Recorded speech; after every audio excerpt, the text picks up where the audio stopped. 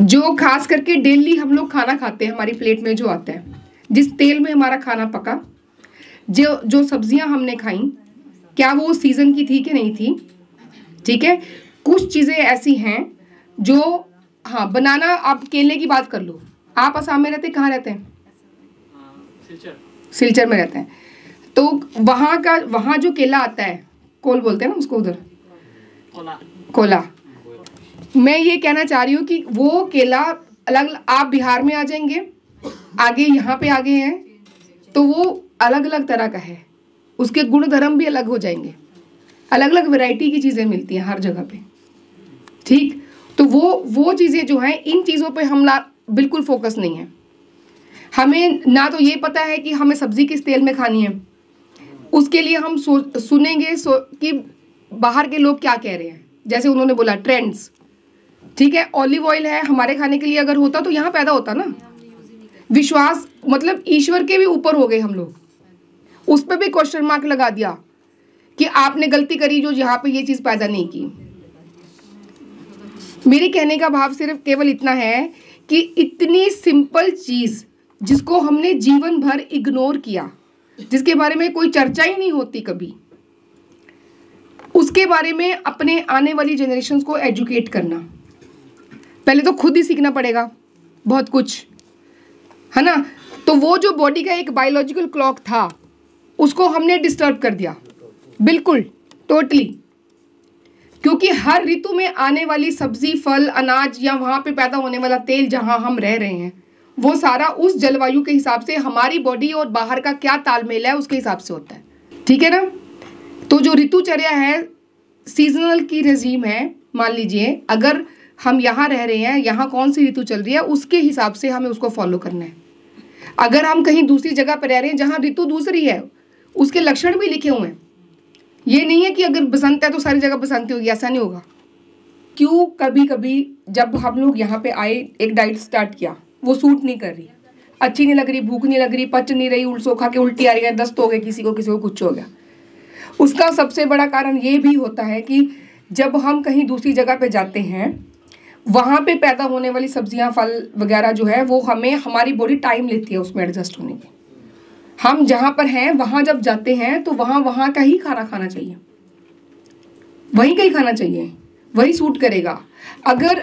अगर असम में जाके आप रहेंगे और दोनों टाइम आप रोटी खा लेंगे, जो पंजाब के लोग हैं मेरे जैसे, मैंने ये भुगता हुआ है इसलिए मैं बोल रही हूँ, जोरहाट में 2 साल रही हूँ मैं।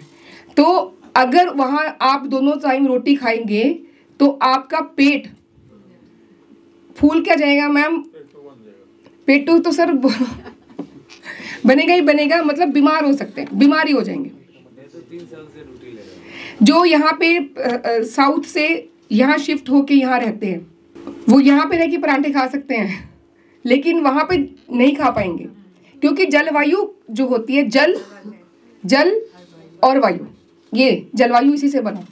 जल से उस मिट्टी में बहुत फर्क पड़ेगा।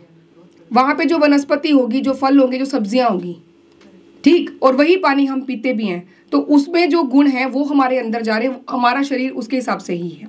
तो ये एक बहुत इंपॉर्टेंट चीज़ है, क्योंकि जिस तरह से यथा पिंडे तथा ब्रह्मांडे, अगर हमने ये सुना है तो ये सत्य है, ये होता है। आप फील करके देख लीजिए, जो कुछ बाहर जैसे जैसे चेंजेस होते हैं उसके कॉरेस्पॉन्डिंग हमारे शरीर में चेंजेस होते हैं। इसीलिए ही जो एक सीजन चेंज होने की ऋतु संधि होती है बीच में, एक ऋतु से दूसरी ऋतु के बीच, उस समय कुछ ना कुछ हर धर्म में फास्टिंग का विधान है, या एक पर्टिकुलर तरह का खाना खाने का। एक एग्जांपल ले लेते हैं, नवरात्रों की एग्जांपल ले लेते हैं कि नवरात्रों में कुछ चीज़ें खानी अलाउड बताई गई कि ये खा सकते हैं। क्यों? 7 दिन है सप्ताह के, अगर 7 में से 4 दिन के भी व्रत किसी को पता है, तो उस पर्टिकुलर एक दिन में एक तरह का खाना बोला हुआ है, एक तरह का मना किया हुआ है। हर तरह के व्रत में किसी में खट्टा मना कर देते हैं, किसी में मीठा मना कर देते हैं, किसी में ऐसे कर देते हैं, ये भी तो है ना।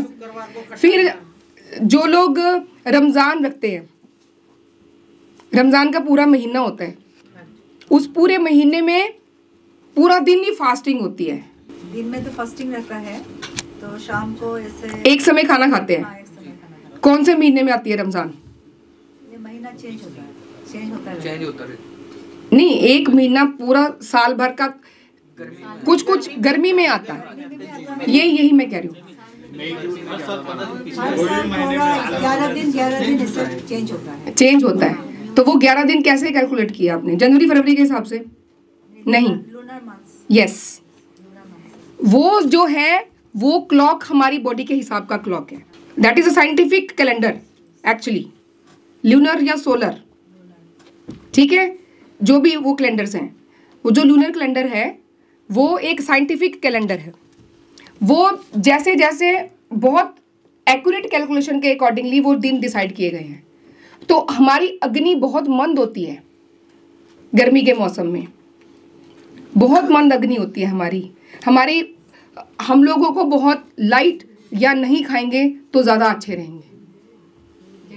लेकिन उसमें क्या, उसको क्या किया, उसको एक नियम बनाने के लिए ताकि सब लोग स्वस्थ रहें, है ना, और सब लोग उसको फॉलो करें, तो उसको उसके लिए रूल्स रेगुलेशन बना दिए गए, ठीक, जिसको कि संस्कृत में धर्म कहते हैं, हिंदी में धर्म यानी कोड ऑफ कंडक्ट, क्या करना चाहिए क्या नहीं करना चाहिए एक समाज में रहने के लिए, वो चीज़। रिलीजन एक अलग चीज़ है, लेकिन ये जो कोड ऑफ कंडक्ट का पार्ट था ये सारी चीज़ें।